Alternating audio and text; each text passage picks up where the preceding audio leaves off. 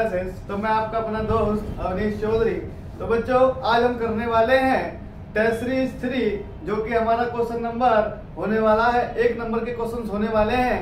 And ये series आपका जो है वो 2018 का क्वेश्चन पेपर होने वाला है। ठीक है बच्चों, तो आप लोगों के लिए ये सीरीज मच इम्पोर्टेंट होने वाली है, क्योंकि इसके अंदर मैक्स टू मैक्स वो क्वेश्चन पूछे गए हैं जो एग्जाम में बहुत बार आ चुके हैं। और 2023 में जो स्टेट बोर्ड का पेपर होने वाला है और जो 2022 का जो पेपर हुआ है बच्चों का, जो बच्चों ने बोर्ड दिया लास्ट ईयर, ठीक है बच्चों, तो ऐसे क्वेश्चन, बहुत सारे ऐसे क्वेश्चन इस सीरीज के अंदर यानी टेस्ट सीरीज 3 के अंदर आपको देखने के लिए मिलने वाले हैं बच्चों। तो बच्चों चलते हैं हमारे क्वेश्चन नंबर 1 की तरह। हमसे पूछा गया है निम्नलिखित में से कौन गोदान उपन्यास के लेखक हैं। देखो बच्चों, मैंने आपको पहले ही बताते हैं राइटर के बारे में कि मुंशी प्रेमचंद के बारे में आपको जरूर पढ़ना है कि एग्जाम के अंदर आपसे मुंशी प्रेमचंद के लिए एक नया क्वेश्चन जरूर पूछा जाएगा। अगर आपको 1 नंबर में मुंशी प्रेमचंद का क्वेश्चन देखने के लिए मिलेगा तो 4 नंबर में नहीं आएगा, और अगर 1 नंबर में किसी कारण से नहीं आता है तो 4 नंबर में पक्का ये क्वेश्चन आता ही आता है। बट उस टाइम आपको उपन्यास के बारे में पूरा खोल के लिखना पड़ता है, डिफाइन करना पड़ता है। ठीक है बच्चों, तो देखेंगे, देखो इनमें से किन्होंने लिखी है गोदान, मुंशी प्रेमचंद ने लिखी है। ठीक है, तो ये आपका आंसर हो जाएगा।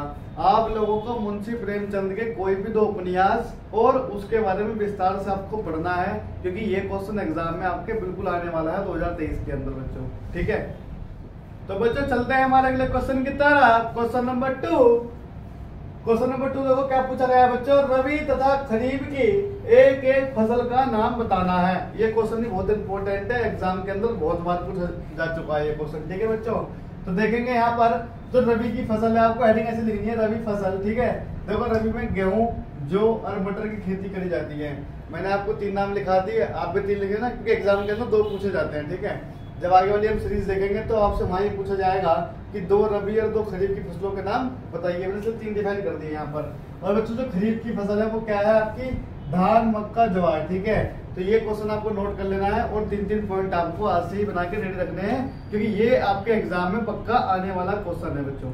तो बच्चों चलते हैं हमारे अगले क्वेश्चन की तरफ। क्वेश्चन नंबर 3 क्या पूछा गया है, देखो भारत में 2 मुख्य गेहूं उत्पादक राज्यों के नाम। देखो ये क्वेश्चन भी बहुत बार आ चुका है, और एक क्वेश्चन आपको बताऊंगा क्वेश्चन खत्म होने के बाद कि कौन सा क्वेश्चन आपसे पूछा जा सकता है इसके बाद में। ठीक है बच्चों, तो देखेंगे जो पहला है उत्तर प्रदेश है। ठीक है, उत्तर प्रदेश के अंदर हमारे यहाँ सबसे ज्यादा गेहूं का उत्पादन किया जाता है। ठीक है, क्वेश्चन क्या बन सकता है, अगर आपसे पूछा जाए कि चीनी मिलें सबसे ज्यादा कहां पर है, तो वो भी कहां है आपकी उत्तर प्रदेश के अंदर। चीनी उद्योग ही आपको सबसे ज्यादा मात्रा में किया जाता है। ठीक है, शुगर केन बोलते हैं ना आप लोग। ठीक है, तो शुगर केन भी क्या होता है, उत्तर प्रदेश में अधिक मात्रा में होता है या पाया जाता है। ठीक है, उसके बाद पंजाब। ठीक है, पंजाब के ऊपर क्या क्वेश्चन बन सकता है, देखो आपको पता है अच्छे से कि खेती पंजाब के अंदर बहुत अधिक मात्रा में करी जाती है। ठीक है, यहाँ पर गेहूं का उत्पादन बहुत अधिक मात्रा में किया जाता है। एंड पंजाब के अंदर खासियत क्या है, आपने सुना होगा कि पर पर्सन इनकम, ठीक है, यानी प्रति व्यक्ति आय, ठीक है, वो भी सबसे ज्यादा कहाँ है आपके पंजाब के अंदर ही सबसे अधिक प्रति व्यक्ति आय है।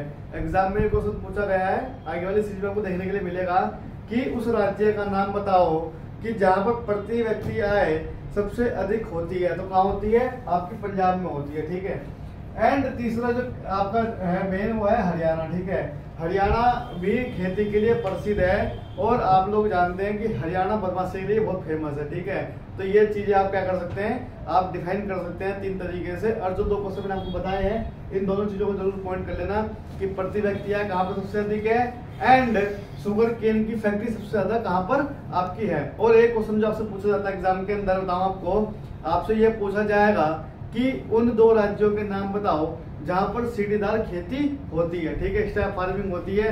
ये भी आपका मोस्ट इंपोर्टेंट क्वेश्चन है, आप इसको नोट कर लेना। ठीक है बच्चों, तो बच्चों चलते हैं अगले क्वेश्चन की तरफ। क्वेश्चन नंबर 4 क्या पूछा गया है कि बेंगलोर भारत की इलेक्ट्रॉनिक राजधानी के रूप में उभरा है, यह कथन सत्य है या असत्य है। ठीक है, आप लोगों को पता होगा कि डेवलपमेंट, ठीक है, आज की डेट में इंडिया के अंदर बहुत ज्यादा क्या हो रहा है, डेवलपमेंट हो रहा है। ठीक है, किस क्षेत्र में हो रहा है, आईटी के क्षेत्र में हो रहा है। सरकार भी कह रही है कि भाई आईटी के प्लांट लगाओ, आईटी को बढ़ावा दो। ठीक है, जिसको हम कहते हैं टेक्नोलॉजी, ठीक है। तो टेक्नोलॉजी के उसमें क्या बढ़ रहा है, भारत तो बहुत तेजी से आगे की तरफ बढ़ रहा है।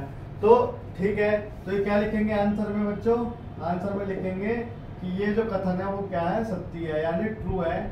और इसको क्या करते हैं कि जो इसका दूसरा नाम है ना, आपको बता दूं, इसका दूसरा नाम है सिलिकॉन वैली, ठीक है। ये भी आप नोट कर लेना कि इलेक्ट्रॉनिक राजधानी का दूसरा नाम क्या है, सिलिकॉन वैली है। पूछ सकते हैं कि सिलिकॉन वैली से आप क्या समझते हैं, तो आप समझ रहे हैं कि बेंगलोर के बारे में क्या कर रहे हैं, यहाँ पर बात कर रहे हैं। और इसको आईटी का कैपिटल भी कहा जाता है, ठीक है, यानी आईटी का क्या कहा जाता है, राजधानी भी कही जाती है। तो ये 2-3 क्वेश्चन इसके अंदर से बन सकते हैं। तो आप दोनों तीनों क्वेश्चनों को क्या कर सकते हैं, यहाँ पर पॉइंट ऑफ व्यू कर सकते हैं एंड नोट भी इसको आराम से कर लेना। एक बार रिपीट कर देता हूँ कि बेंगलोर भारत की इलेक्ट्रॉनिक राजधानी के रूप में उभरा है, ये कथन सत्य है असत्य है, सत्य है बच्चों। इसका दूसरा नाम सिलिकॉन वैली भी है एंड इसको इलेक्ट्रॉनिक राजधानी भी कहते हैं। तो बच्चों चलते हैं अगले क्वेश्चन की तरफ। Question number 5। ये क्वेश्चन भी एग्जाम के अंदर बहुत इंपॉर्टेंट है एंड बहुत बार पूछा गया है। क्या पूछा गया है, एफ्रो अमेरिकन से क्या अभिप्राय है। आप लोगों ने सुना होगा पहले के समय छुआछूत की कला, रंग भेद नीति वगैरह बहुत सारी नीतियां पढ़ोगे आप लोग एग्जाम के अंदर, या भी आगे चीजें पढ़ने वाले हैं। तो उसी के ऊपर डिपेंड क्या है कि ये एफ्रो अमेरिकन भी है, ठीक है बच्चों। तो देखेंगे कैसे लिखेंगे, मैंने हरी डाली एफ्रो अमेरिकन। देखो क्या है, अश्वेत अमेरिकी, ठीक है, यानी जो अश्वेत, यानी अश्वेत का मतलब क्या होता है कि जो काले होते हैं। श्वेत का मतलब होता है जो गोरे होते हैं, अश्वेत का मतलब जो काले होते हैं, ठीक है।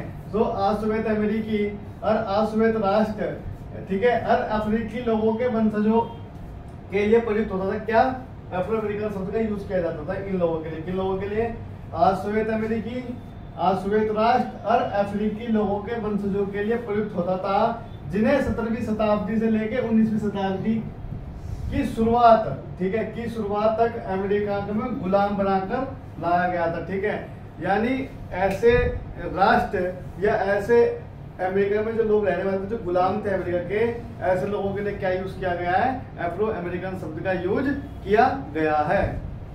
तो बच्चों चलते हैं हमारे क्वेश्चन की तरफ। क्वेश्चन नंबर 6, शहरीकरण किसे कहते हैं, ठीक है। मैंने आपको लास्ट वीडियो में भी पढ़ाया है, लास्ट सीरीज में पढ़ाया है आपको कि क्या होता है बच्चों की जब आप लोगों को पता है कि जब गांव के लोग शहरों की तरफ आगे बढ़ने लगते हैं, यानी अपना गांव छोड़कर शहरों की तरफ जाने लगते हैं, काम के रोजगार की तलाश में जाने लगते हैं, तो वहां पर क्या चाहिए, जैसे मान लो आप लोग किसी 100, 200, 500 लोगों का परिवार मिलके आप लोगों ने कहा कि मैं किसी सिटी में जाके क्या करूंगा, निवास करूंगा, यानी वहां जाके रहने लग जाऊंगा।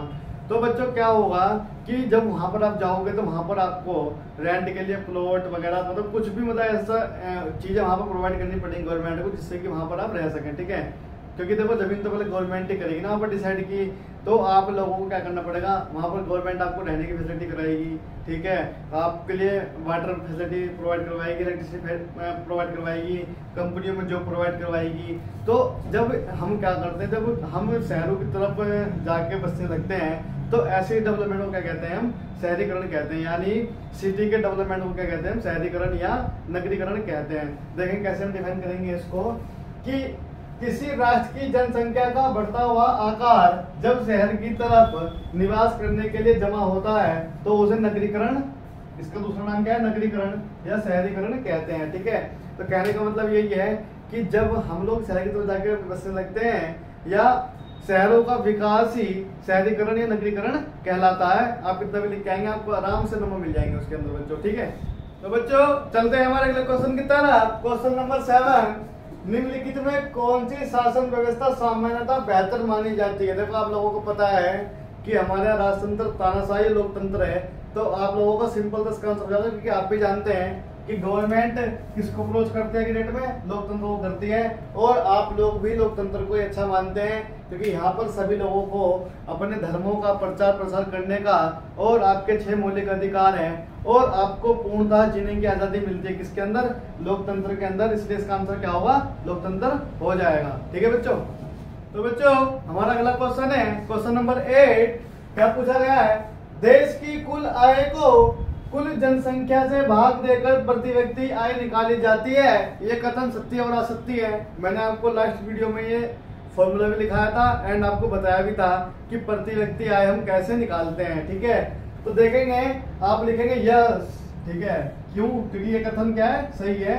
क्योंकि इसका फॉर्मूला क्या होता है? प्रति व्यक्ति आय इज इक्वल टू कुल आय अपॉन में कुल देश की जनसंख्या। ये आपका फॉर्मूला होता है, यानी आपका ये कथन क्या है? आपका ये कथन सत्य है। आप इसके आगे इसको फॉर्मूले को मेंशन करके आना, तो जो कॉपी आपकी चेक करेगा उसको काफी अच्छा लगेगा कि आपने फॉर्मूले को यहाँ पर क्या कर रखा है? डिफाइन कर रखा है। ठीक है बच्चों, तो बच्चों चलते हैं हमारे सेकंड लास्ट क्वेश्चन की तरफ। क्वेश्चन नंबर 9, पूर्ण नाम लिखिए। ठीक है, मैंने आपको देखो पहले भी होमवर्क दिया था बच्चों कि आपको एनसीसी का पूरा नाम और एनएसएस का पूरा नाम पता होना चाहिए। और देखो ये क्वेश्चन आपको दोबारा से क्या हो चुका है? रिपीट हो चुका है यहाँ पर। ठीक है, तो एनसीसी का पूरा नाम नेशनल कैडेट कॉर्प होता है और इसकी स्थापना कब हुई थी? 1948 में हुई थी। ठीक है बच्चों, एंड एनएसएस का पूरा नाम क्या होता है? नेशनल सर्विस स्कीम होता है और इसकी शुरुआत कब हुई थी? 1959 ईस्वी में हुई थी। और मैंने आपको ये भी बताया था कि 37 विश्वविद्यालयों के अंदर जो है इसकी शुरुआत हुई थी। और कब हुई थी? 1969 ईस्वी में क्या हुई थी? इसकी पूरे के पूरे 37 विश्वविद्यालयों में इसकी शुरुआत हो चुकी थी। तो ये क्वेश्चन आपको डिफाइन करना है दोबारा से, एंड इसके ऊपर लिखना मोस्ट इंपोर्टेंट, क्योंकि ये क्वेश्चन आपका max to max time repeat होने वाला क्वेश्चन है बच्चों। तो बच्चों बढ़ते हैं 1 नंबर के लास्ट क्वेश्चन की तरफ, जो इस सीरीज का लास्ट क्वेश्चन होने वाला है। क्या है? देखो क्वेश्चन नंबर 10 है, राष्ट्रीय स्तर पर सूखा आपदा। ठीक है, सूखा आपदा राहत हेतु निम्न में से कौन सा जो मंत्रालय है वो उत्तरदायी होगा? ठीक है, अब बहुत से बच्चे तो पढ़ते नहीं है, वो करेंगे जय माता दी और जय माता दी, तो बहुत से बोलेंगे गृह मंत्रालय, रेल मंत्रालय, कृषि मंत्रालय। देखो क्या है कि जब आप लोगों को पता है कि देखो बात हो रही है सूखे की, यानी कृषि की बात हो रही है, तो हमारा कौन सा मंत्रालय उत्तरदायी होगा? यहाँ पर कृषि मंत्रालय हमारा उत्तरदायी होगा, यानी एग्रीकल्चर मिनिस्ट्री यहाँ पर उत्तरदायी होगी। तो बच्चों ऐसे ही और क्वेश्चन देखने के लिए आप हमारे चैनल के साथ जुड़ सकते हैं, और इसी तरह के आगे की क्वेश्चन सीरीज हम आपको दिखाने वाले हैं, जो होने वाली है क्वेश्चन नंबर 3 की, जिसका आपको कुछ ही समय के बाद मतलब लिंक मिल जाएगा आपके व्हाट्सएप या इंस्टाग्राम पर, एंड हमारे यूट्यूब पर आप सब्सक्राइब करके हमारे साथ जुड़ सकते हैं। और बच्चों अगले जो क्वेश्चंस होने वाले हैं ना, वो भी मैंने आपको कहा, जैसे ये क्वेश्चन आपके मोस्ट इंपोर्टेंट है। आपने देखा होगा कि हमने पहले 2 पार्ट पढ़ाए हैं आप लोगों को। ठीक है, तो 2 सीरीज में से मैक्स टू मैक्स क्वेश्चन क्या हुए? यहाँ पर रिपीट हुए हैं। तो बच्चों ऐसे ही क्या होगा, जो आने वाले 3 नंबर 5 नंबर के क्वेश्चन है वो सबके सब मोस्ट इंपोर्टेंट है, क्योंकि वो रिपीट भी होंगे, वो भी होंगे। तो बच्चों thank you very much, thanks for supporting.